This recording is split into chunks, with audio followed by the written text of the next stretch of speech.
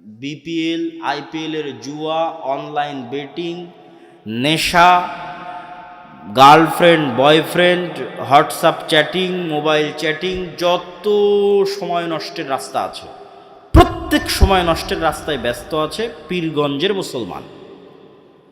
আর ইহুদি আর খ্রিস্টান ব্যস্ত আছে জ্ঞানের বাটন চাপার জন্য। তখন আল্লাহ ইহুদি খ্রিস্টানকে বলবে, থাম থাম, তোদের ক্ষমতা দিব না, আমার একটা মদঘর জুয়াখোর বান্দা আছে, ওকে ক্ষমতা দিব। আল্লাহ তার রুল ব্রেক করে না। ওই ইহুদি যে ফ্ল্যাশ লাইট বাটন, ওই ইহুদি ওই খ্রিস্টান জ্ঞান অর্জন করতেছে, ও নেতা হবে। এভাবে পৃথিবীটাকে ফাংশন করা আছে, ডেভেলপ করা আছে। আর ওই নেশাখোর, মদঘোর, জুয়াখোর মুসলমানের সন্তান, পীরগঞ্জের সন্তান, এরা সব গোলাম হবে, গোলাম। এদের বয়স যখন 30-35 বছর হবে, গোলামের আর একটা আলামত হচ্ছে এরা প্রবাসীকে কামলা খাটবে। গোলামের আর একটা আলামত হচ্ছে যারা সৌদি, কুয়েত, কাতার, বাহরাইন প্রবাসে যাবে না, এরা হচ্ছে অবৈধ উপায়ে লিবিয়া হয়ে ওই ভূমধ্যসাগর পার হয়ে ইউরোপে যাবে। সব মিথ্যা ডকুমেন্টস দিয়ে নাগরিকত্ব নেওয়ার চেষ্টা করবে। মিথ্যা ওয়াদা, মিথ্যা কথা, মিথ্যা সাক্ষ্য এবং মিথ্যা তথ্য দিয়ে বেনিফিট নেবে। পুরো লাইফটা মিথ্যার উপর ভরপুর, গোলামির চিহ্ন, গোলামের লাইফ। তারপরে আবার কয়দিন পর আমেরিকা থেকে বলবে এই সব প্রবাসী যারা আসছে অভিবাসন প্রত্যাশী, সবার হাতে জিঞ্জির দিয়ে, পায়ে জিঞ্জির দিয়ে বিমানে করে বাংলাদেশে নামিয়ে দিয়ে যাচ্ছে। রিপোর্ট পড়ে দেখেন। ইউরোপেও শুরু হয়েছে অভিবাসন বিতাড়নের আন্দোলন, আমেরিকাতে তো চলছেই। তাহলে এগুলো হচ্ছে আমাদের গোলামির চিহ্ন বহন করে। এই গোলামি থেকে বাঁচার রাস্তা কি বাবা? জ্ঞান অর্জন করতে হবে, পড়তে হবে। এর বাইরে আর কোনো রাস্তা নেই। ইহুদিরা চায় যে মুসলমানেরা নেশা এবং জুয়ায় ব্যস্ত থাক। কেননা নেশা এবং জুয়ায় ব্যস্ত যে, তাকে গোলাম বানানো সহজ। ধরেন এই ওসমান হাদি যদি নেশাগ্রস্ত হতো, জুয়াখোর হতো, এ কি টকশোতে এসে মানুষের সামনে এসে প্রশ্ন করত? মানুষ ভয় পায়, তখন গুলি করে উড়িয়ে দিয়েছে। তাহলে ওই প্রশ্ন করবে না যদি সবাই জুয়াখোর, নেশাখোর হয়। তাহলে সবকে জুয়ায় আর নেশায় ব্যস্ত রাখো, তাহলে প্রশ্ন করবে কই? পড়বেও না, জ্ঞানও শিখবে না, প্রশ্নও করবে না। তাহলে তো অটোমেটিক গোলাম। তাহলে তো আমরা নিজেরা নিজেদের পায়ে গোলামির জিঞ্জির বেঁধে রেখেছি। তাহলে এই জিঞ্জির আমাদের ভাঙতে হবে। এটার আর কোনো রাস্তা নাই, জ্ঞান অর্জন করা ছাড়া, পড়া ছাড়া আর কোনো রাস্তা নাই। অতএব আমরা যদি গোলামি থেকে বাঁচতে চাই, তাহলে আজকের বক্তব্যে যে পয়েন্টগুলো আপনাদের সামনে তুলে ধরলাম, পুরো বক্তব্যের সারমর্ম এক এক করে বলতেছে। ইমান বিল গায়েবে ইয়াকিন লাগবে, গায়েবে ইয়াকিন অর্জিত হতে হবে, নাহলে স্যাক্রিফাইস করতে পারবেন না। দুনিয়ার জীবনকেই সব কিছু মনে করবেন, পরকালকে বিশ্বাস করতে পারবেন না। আপনাকে মনে করে নিতে হবে যে আমি মারা যাব না, আমি মারা গেছি। মারা যাব বললেই তো ভয় পাবেন। আর যখন মনে করে নেবেন না মারা গেছি, তখন তো আর কোনো ভয় নাই। পৃথিবী আপনার পায়ের নিচে, কেন মারা তো একদিন যেতেই হবে। আজ থেকে 100 বছর পরে 2100 সালে এখানে কেউ থাকবে না। আজ থেকে 100 বছর পূর্বে যারা ছিল তারা আজকে নাই। তাহলে মৃত্যু সুনিশ্চিত, অবধারিত। তাহলে পরকালের উপর ইয়াকিন রাখতে হবে যে আমি তাহলে আজকে কোথায় আছি। এখন কল্পনা করতে হবে আমি এখন জান্নাতে আছি। জান্নাতে কোথায় আছি? জান্নাতের সর্বনিম্ন স্তরে আছি। জান্নাতের সর্বনিম্ন স্তরে কি করছি? আমার মনের মধ্যে আফসোস হচ্ছে। কি আফসোস হচ্ছে? জান্নাতের সর্বনিম্ন স্তরের সাথে সর্বোচ্চ স্তরের যে ফ্যাসিলিটির ডিফারেন্স, সুযোগ সুবিধার ডিফারেন্স, মমইন 5 স্টার আর রংপুরের 3 স্টার, কি ডিফারেন্স! একজন আইফোন আর একজন অ্যান্ড্রয়েড, কি ডিফারেন্স! এই ডিফারেন্সের চেয়ে আসমান জমিন ডিফারেন্স হবে সর্বোচ্চ স্তরের জান্নাত আর সর্বনিম্ন স্তরের জান্নাতের মধ্যে। একটা ডিফারেন্স বলে, সর্বোচ্চ স্তরের জান্নাতে যে আছে ও মাঝে মধ্যে আল্লাহকে দেখতে পায়। আল্লাহর দেখার যে স্বাদ, এই স্বাদটা জান্নাতের সকল স্বাদের চেয়ে শ্রেষ্ঠ হবে। তো ওই নিম্ন স্তরের জান্নাতে যে আছে, আর আফসোস মাসকে মাস পার হয়ে গেল, বছরকে বছর পার হয়ে গেল, আল্লাহকে দেখতে পায় না। ওই আফসোসে তখনও আফসোস করতেছিস, দুনিয়াতে যদি আরেকটু জিকির করতাম, আরেকটু যদি ইবাদত করতাম, আরেকটু যদি ধোঁকা, মিথ্যা এগুলো যদি কম করতাম, তাহলে আজকে হয়তো জান্নাতের স্তরটা আরেকটু উপরে হতো, আরেকটু ফ্যাসিলিটি আজকে বাড়ানো যেত। এইভাবে অতীত কল্পনা করতে হবে। পৃথিবীতে তো আমরা নাই, থাকবো না, এটা কিসের কল্পনা? নাই আমরা পৃথিবীতে। আমাদের স্থায়ী পার্মানেন্ট আবাসস্থল হচ্ছে জান্নাত। এবং আপনি আপনার জীবনের মূল স্বাদ ততক্ষণ ফিল করতে পারবেন না যতক্ষণ জান্নাতে না যাবে। সেই স্বাদটা বলি, সেই স্বাদটা কি? আপনাদের পীরগঞ্জে কোনো নদী আছে? নদীর নাম কি? আখিরা। তো ধরেন আপনি ছোটোবেলায় আখিরা নদীতে অনেক ডুব দিয়েছেন, মাছ ধরেছেন, ছেলেবেলায় বন্ধু বান্ধব নিয়ে গল্প করেছেন, ঘোরাফেরা করেছেন। তো এখন লাইফ তো এটাই, যদি পার্মানেন্টলি স্থায়ীভাবে সময় স্থির হয়ে যেত, আর মারা যেতাম না। আমার বাপ মা, আমার ভাই বোন, তাদের সহ এই পীরগঞ্জে আমার এলাকায় একটা আরামের বিশাল বাড়ি নিয়ে আমি আছি। সকালবেলা উঠে একটু মাছ ধরতে যাই, একটু গোসল করি, খেলাধুলা করি, পার্মানেন্ট স্থায়ী। এখন আমিও মারা গেলাম, আমার বাপ মাও মারা গেল, সবাই মারা গেল, এদের সাথে আর জীবনে দেখাই হলো না। এই জীবনের কোনো মানে আছে? এই জীবনের কোনো মানে নাই। আপনি যদি জান্নাতে যান, আপনার ফুল ফ্যামিলি যদি জান্নাতে যায়, তখনই একমাত্র এই সুযোগ সুবিধাটা আপনি ইউজ করতে পারবেন। যে আমরা সবাই জান্নাতে, চলো মন চাচ্ছে পীরগঞ্জে ঘুরে যাই, একটু আখিরা নদীতে একটু গোসল করে আসি, একটু গল্প করে আসি, পার্মানেন্টলি স্থায়ী। এটাই লাইফ। ওই লাইফকে বলা হয়েছে প্রকৃত জীবন। ওই প্রকৃত জীবনের জন্য আপনাকে কাজ করতে হবে দুনিয়া। তাহলে আপনার গায়বে ইয়াকিন লাগবে। এই প্রত্যেকটা জিনিসকে আপনি যতটা দৃশ্যমান দেখতে পাবেন, যতটা বিশ্বাস এটার উপর বাড়াতে পারবেন, তত আপনি সঠিক সিদ্ধান্ত নেবেন। 2 নাম্বার কি? আল্লাহর সাহায্য ছাড়া ইসলামের বিজয় হয়? তাহলে আল্লাহর সাহায্য কিভাবে পৃথিবীতে নেমে আসে এটা আপনাকে জানতে হবে। তার একটা পয়েন্ট আমরা বলেছি সৎ আমল। সৎ আমলের মধ্যে ফরজগুলো আগে, 2 নম্বরে রাতের সালাত আর জিকির, সকাল সন্ধ্যের জিকির। সন্ধ্যা মানে কিন্তু মাগরিবের পর নয়, সন্ধ্যা মানে সূর্য ডুবার আগে, মাগরিবের আগে। রাসূল সাল্লাল্লাহু আলাইহি ওয়াসাল্লাম বলেছে শুক্রবারের দিন এমন একটা সময় আছে, ওই সময়ে মানুষ যা বলবে তাই সে পেয়ে যাবে। তো একদল আলেম বলছে শুক্রবারের এই দিনটা হচ্ছে ইমাম সাহেব বক্তব্য দেওয়া শুরু করা থেকে নিয়ে বক্তব্য শেষ করা পর্যন্ত, আজান থেকে কিয়ামত পর্যন্ত। আর একদল আলেম বলছে এই সময়টা সূর্য ডোবার আগে, আসরের পরে, শুক্রবারের দিন। এটা হলো জিকিরের সময়। 3 নম্বর পয়েন্ট কি বললাম? 3 নম্বর পয়েন্ট বলেছি নেতা তৈরি হয় সত্যবাদিতা ন্যায় পরায়ণতা দিয়ে। আপনি নিজেই নেতা হয়ে যেতে পারবেন। আজ থেকে সিদ্ধান্ত নেন আমি মিথ্যা বলবো না। আজ থেকে সিদ্ধান্ত নেন আমি 2 নম্বরের রাস্তা অবলম্বন করব না। স্ত্রীর প্রতি ন্যায় করব, বাপ মায়ের প্রতি ন্যায় করব, সন্তান সন্ততির উপর ন্যায় করব। যে যে জায়গায় দায়িত্বে আছে, মসজিদ মাদ্রাসারও যারা দায়িত্বে আছে, মসজিদ মাদ্রাসায় বাহ্যিক ইসলাম আছে, সত্যবাদিতা ন্যায় পরায়ণতা নাই। এই জন্যই তো নেতা তৈরি হচ্ছে না। আপনি হুজুরকেও কিনে নিতে পারবেন টাকা দিয়ে। কথা বুঝতে পেরেছেন? তাহলে সে বাহ্যিক নামাজ আদায় করতেছে, উমরা করতেছে, কিন্তু নবীরা যেই গুণের উপর নেতা হয়েছে ওই গুণটা তার নাই, তার মেরুদণ্ড নাই, সত্যবাদিতা নাই, পরায়ণতা নাই। তাহলে যেই জিনিসটা নাই ওইটা দিয়েই নেতা হয়। ওইটা যখন আমরা ছড়িয়ে দিতে পারবো সবার মধ্যে, তখন আমরা অটোমেটিক একটা গোলামি থেকে মুক্তি পেয়ে যাবো, আমরা নেতা হয়ে যাবো, পৃথিবীর নেতা হয়ে যাবো, বাংলাদেশের নেতা হয়ে যাবো। তারপরে কি বলেছি? জ্ঞান এবং শিক্ষা। পৃথিবী ফাংশন করে, নেতৃত্ব যায় যে জ্ঞান অর্জন করে, শিক্ষা অর্জন করে। এখন ঢাকা বিশ্ববিদ্যালয়ের ছাত্ররা বিশাল বড় স্ক্রিন লাগিয়ে বিশ্বকাপ ফুটবল দেখবে, আর অক্সফোর্ড ক্যামব্রিজের ছাত্ররা জ্ঞান অর্জন করবে, তো আল্লাহ কাকে নেতা বানাবে? অক্সফোর্ড ক্যামব্রিজের ইহুদি হলো খ্রিস্টান নেতা বানাবে, আর একে গোলাম বানাবে। এখন সিদ্ধান্ত আপনার হাতে। আল্লাহ সুবহানাহু ওয়া তাআলা আমাদের গোলামি থেকে মুক্ত হওয়ার তৌফিক দান করুক, আল্লাহুম্মা আমিন। এই বলে আমার সংক্ষিপ্ত বক্তব্য আজকে এখানেই শেষ করলাম। আমাদের বই পুস্তক মাসিক আল ইতিসাম এগুলো সব মনে হয় স্টেজে আছে। স্টেজের এটা টেকনোলজি যেটা শব্দ নির্ভর। এখনকার টেকনোলজি আলো নির্ভর, ওয়েভ নির্ভর। ওই যারা ক্যামেরা লাইভ চালাচ্ছে, ওর আমাদের কম্পিউটার কাজ করতেছে, আমাদের মোবাইল কাজ করতেছে, মাইকটা বাজতেছে, লাইটগুলো চলতেছে, সব ওয়েভ, আলো নির্ভর টেকনোলজি। তো জিকির হচ্ছে শব্দ নির্ভর টেকনোলজি। শব্দ সবচেয়ে পাওয়ারফুল, কেননা সকল কিছুর সৃষ্টি শব্দ। আল্লাহ সুবহানাহু ওয়া তাআলা আসমান জমিন সৃষ্টি করেছেন কুন ফায়াকুন, শব্দ, আওয়াজ। আবার সব ধ্বংস হয়ে যাবে ইসরাফিলের বাঁশির আওয়াজে, আওয়াজে ধ্বংস হয়ে যাবে।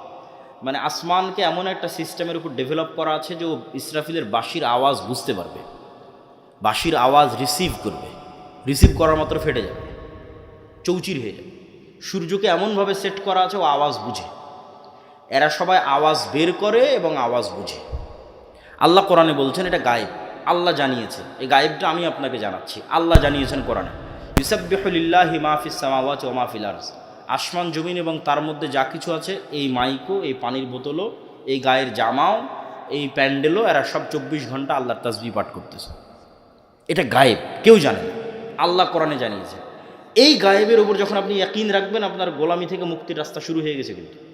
আর এই গায়েবের উপর ইয়াকিন না থাকলে আপনি আগাতে পারবেন না। তাহলে 1 নম্বর হচ্ছে গায়েবের উপর ইয়াকিন লাগবে। তাহলে এরা তো 24 ঘন্টা শব্দ বের করছে, মানে আমি যে শব্দ বলবো এই শব্দ এরা বুঝবে। আমি যদি বলি সুবহানাল্লাহ বিহামদিহি সুবহানাল্লাহিল আযীম, তাহলে সব শুনতেছে, যতদূর পর্যন্ত শুনতেছে এরা প্রত্যেকটা কিয়ামতের মাঠে সাক্ষী দিবে। আল্লাহু আকবার। মুয়াজ্জিনের মাইকের আজান যতদূর পর্যন্ত যাবে এরা সবগুলো সেভ করে, রেকর্ড, শুনে, আন্ডারস্ট্যান্ড করে, ফিল করে, সব এরা কিয়ামতের মাঠে সাক্ষী দিবে। এই জন্য জিকির মোস্ট পাওয়ারফুল, কেন সাউন্ড টেকনোলজি মোস্ট পাওয়ারফুল। গোলামি থেকে আজাদির 4 নাম্বার রাস্তা, এবং এটা সবচেয়ে গুরুত্বপূর্ণ, আজকের আলোচনার সবচেয়ে গুরুত্বপূর্ণ পার্ট। এই একটা সমস্যা যদি আমরা সমাধান করে ফেলতে পারি, যেটা এখন বলবো, আলাদা করে কোনো আন্দোলন করা লাগবে না, আলাদা করে মিছিল মিটিং লাগবে না, আলাদা করে ভোট লাগবে না, সারা বাংলাদেশ একদিনে ইসলামপন্থী হয়ে যাবে, একদিনে ইসলামের বিজয় হয়ে যাবে। সেই রাস্তাটা কি? ইসলামের বিজয় মানে আপনি কি বুঝেন, এটা আগে আপনাকে বুঝতে হবে। আপনি যদি মনে করেন ইসলামের বিজয় মানে এই পুরো পীরগঞ্জের মানুষ আজকে সবাই সালাত আদায় করবে, এই পুরো পীরগঞ্জের মহিলারা আজকে থেকে পর্দা করবে, তাহলে আপনি এখনও সঠিক বুঝটা অর্জন করতে পারেননি। ধরেন এই পুরো পীরগঞ্জের মানুষ সবাই মসজিদে আজ কাল ফজর থেকে সালাত আদায় করবে, এটাও ইসলাম এবং অনেক জরুরি কর্তব্য। আজকে থেকে সকল মহিলারা পর্দা করবে, কিন্তু এই নামাজি মানুষরাই, এই পর্দা করা মহিলারাই একজন আরেকজনের উপর জুলুম করে, একজন আরেকজনের টাকা মেরে খায়, একজন আরেকজনকে ধোকা দেয়, একজন আরেকজনকে মিথ্যা বলে। তাহলে কি এখানে ইসলাম প্রতিষ্ঠা হয়েছে? এইটা যেই দিন বুঝতে পারবেন সেই দিন বুঝবেন যে ইসলাম প্রতিষ্ঠা হওয়া মানে কি। ইসলাম রাষ্ট্র ক্ষমতায় যাওয়ার বেসিক হচ্ছে ইনসাফ, ন্যায়, সত্যবাদিতা, বেসিক। ঈসা আলাইহিস সালাতু ওয়াস সালাম যেই দিন সমগ্র পৃথিবীর শাসনভার হাতে নেবেন, সেই দিন ঈসা আলাইহিস সালাতু ওয়াস সালামের শাসনের গুণ বর্ণনা করছে মুহাম্মদ সাল্লাল্লাহু আলাইহি ওয়াসাল্লাম, যে ওই দিন ঈসা আলাইহিস সালাম সমগ্র পৃথিবীতে ন্যায় প্রতিষ্ঠা করবে। তাহলে ঈসা আলাইহিস সালামের শাসনের গুণ কি? সমগ্র পৃথিবীতে কি প্রতিষ্ঠা হবে? ন্যায় প্রতিষ্ঠা হবে। তাহলে আমরা তো সারা বাংলাদেশে 90% মুসলমান, এই 90% মুসলমানের দেশে আলাদা করে ইসলাম প্রতিষ্ঠা করার প্রয়োজনই নাই। যদি 90% মুসলমানের দেশে সবাই আজ থেকে বলে যে আমি ন্যায় প্রতিষ্ঠা করব, সত্যবাদী হব, আলাদা করে কিছু করা লাগবে না, 80% ইসলাম প্রতিষ্ঠিত হয়ে যাবে। ওইটা যদি আপনি ফিল আপ না করতে পারেন, তাহলে বাহ্যিকভাবে যতই হোক বাস্তবে ইসলাম প্রতিষ্ঠিত হবে না। তাহলে এবং ওই গুণটা, আমরা যে দুর্নীতির মধ্যে আছি, ধোঁকাবাজির মধ্যে আছি, 2 নম্বরই রাস্তার মধ্যে আছি, এটা গোলামির গুণ, এইটা গোলামির চিহ্ন। দেখেন এই যে ইসাক আলাইহিস সালামের সন্তানেরা, ইব্রাহিম আলাইহিস সালামের সন্তানেরা, এদেরকে আল্লাহ বলছে শনিবারের দিন তোমরা মাছ ধরবা না।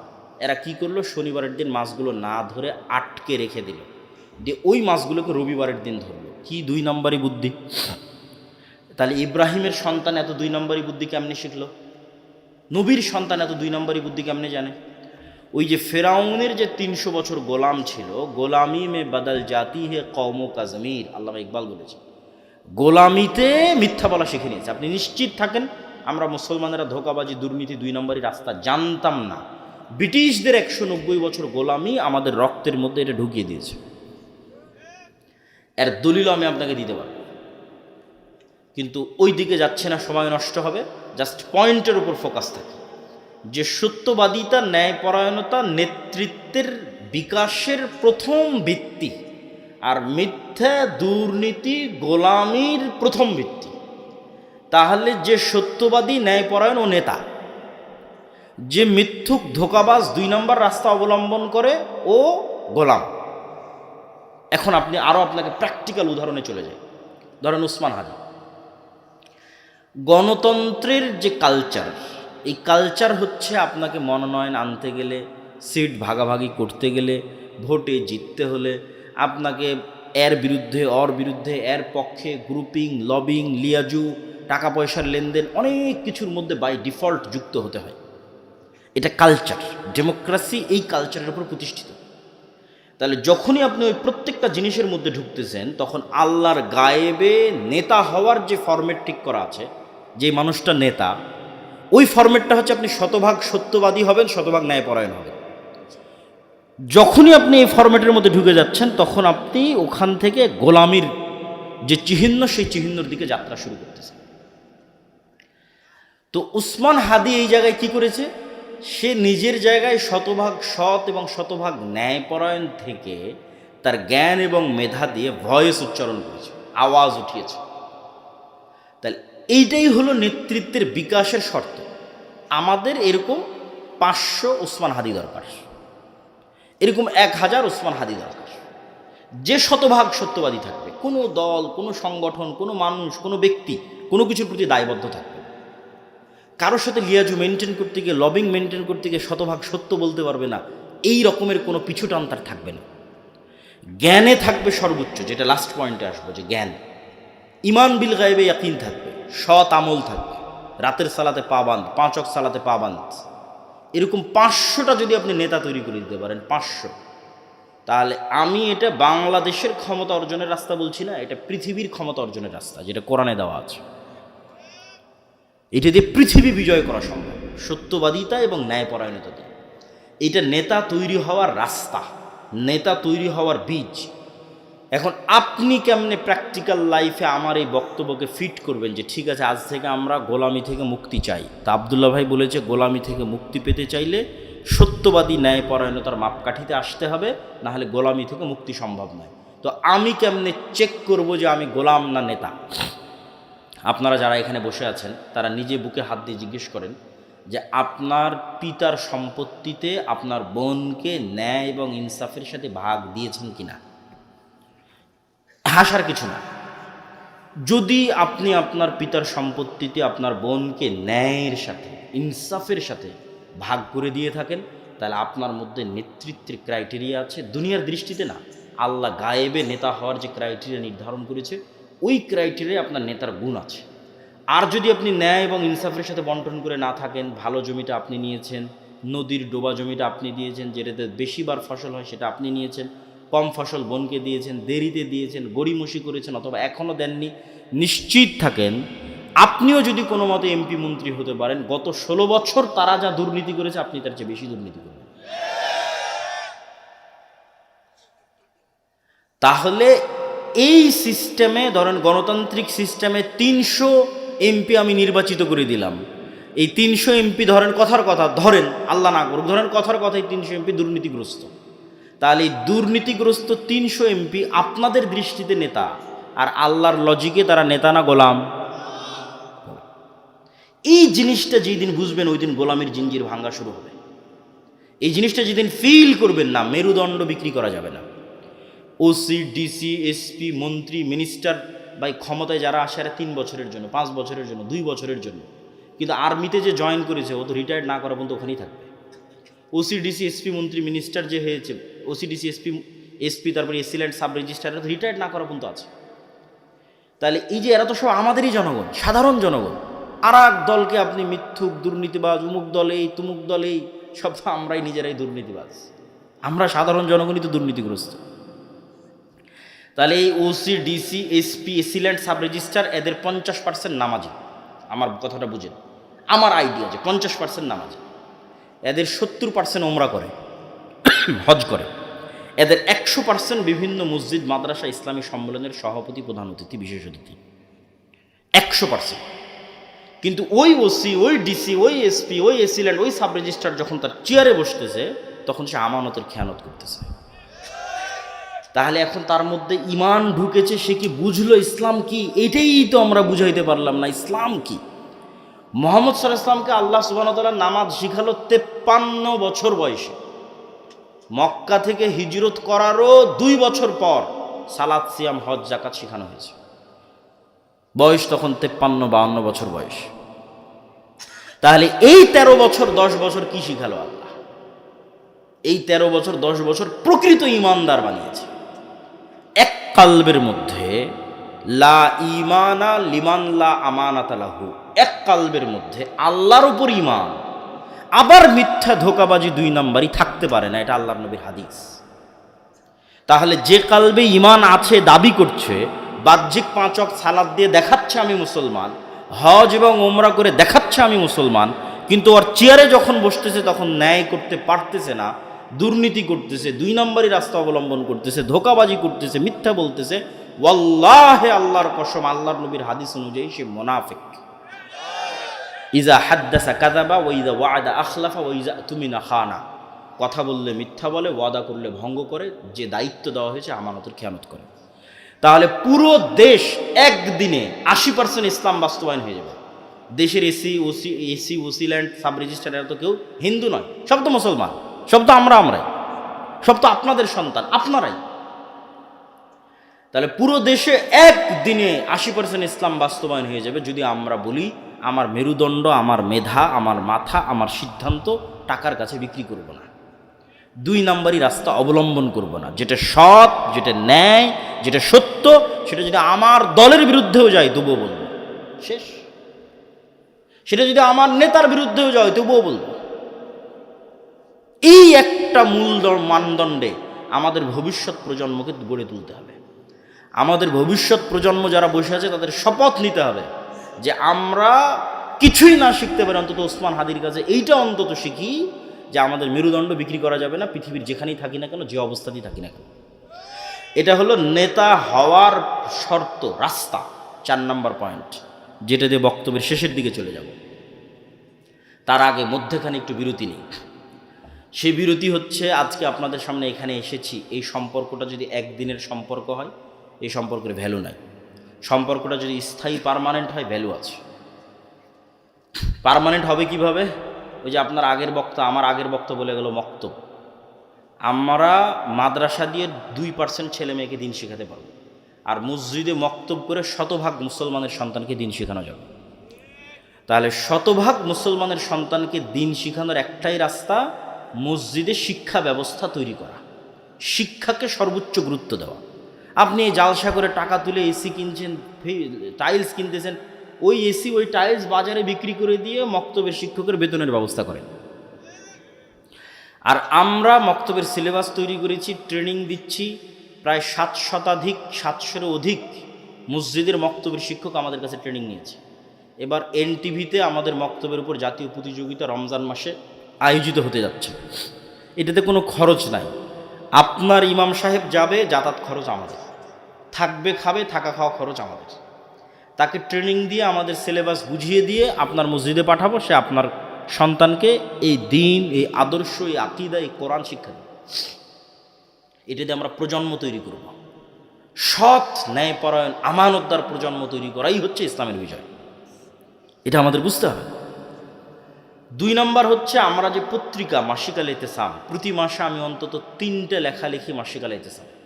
এত ব্যস্ততার মতো সম্পাদকীয় লিখি, মিন্নাতুল বাড়ি লিখি, স্বাভাবিক একটা প্রবন্ধ লিখি। এটা আপনাদের আজকের একদিনের 100 বাদামের দামের চাইতেও, বা 100 বাদামের যা দাম তার মতো। তাহলে প্রতিদিনের নাস্তার যা দাম, মাসে একটা পত্রিকার তা দাম।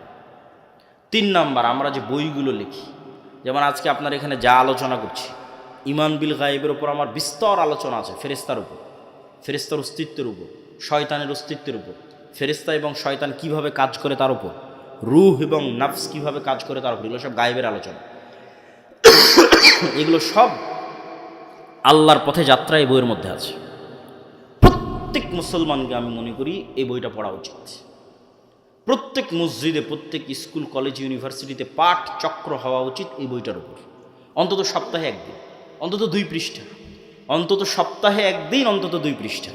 বইয়ের নাম হচ্ছে আল্লাহর পথে যাত্রা। আরও যে বই পুস্তকগুলো আছে, 1000 ফতোয়ার একটা বই আছে, শাইখ আব্দুর রাজ্জাক সালাত এবং দোয়ার বই আছে, এগুলোকে মূল্যায়ন করা। আমাদের আজকের বক্তব্যের শেষ পয়েন্ট, শিক্ষা এবং জ্ঞান। তার আগে ভূমিকা। আপনার মোবাইলের যেমন ফাংশন আছে না, ফ্ল্যাশ লাইট বাটনের যে ফাংশন, ওই ফাংশনে চাপ দিলে ফ্ল্যাশ লাইট জ্বলতেছে, ক্যামেরায় চাপ দিলে ক্যামেরা অন হচ্ছে। এখন ক্যামেরায় যদি মুসলমান চাপ দেয়, তো মোবাইল কি বলবে, মুসলমান তোর জন্য আমি অন হব না? এটা বলবে নাকি? মোবাইলকে যেই ফাংশনের উপর ডেভেলপ করা আছে, মুসলমান ইউজ করলেও কাজ করবে, হিন্দু, বৌদ্ধ, ইহুদি, খ্রিস্টান ইউজ করলেও কাজ করবে। বোঝা যায় কথা? এবার আসেন, আল্লাহ এই পৃথিবীকে একটা ফাংশনের উপর ডেভেলপ করেছে। আল্লাহর কিছু নির্ধারিত ফাংশন আছে। তো সেই ফাংশনের একটা ফাংশন হচ্ছে আল্লাহ ক্ষমতা, এই যে ক্ষমতা, এটার বাটন দিয়ে দিয়েছে জ্ঞানের কাছে।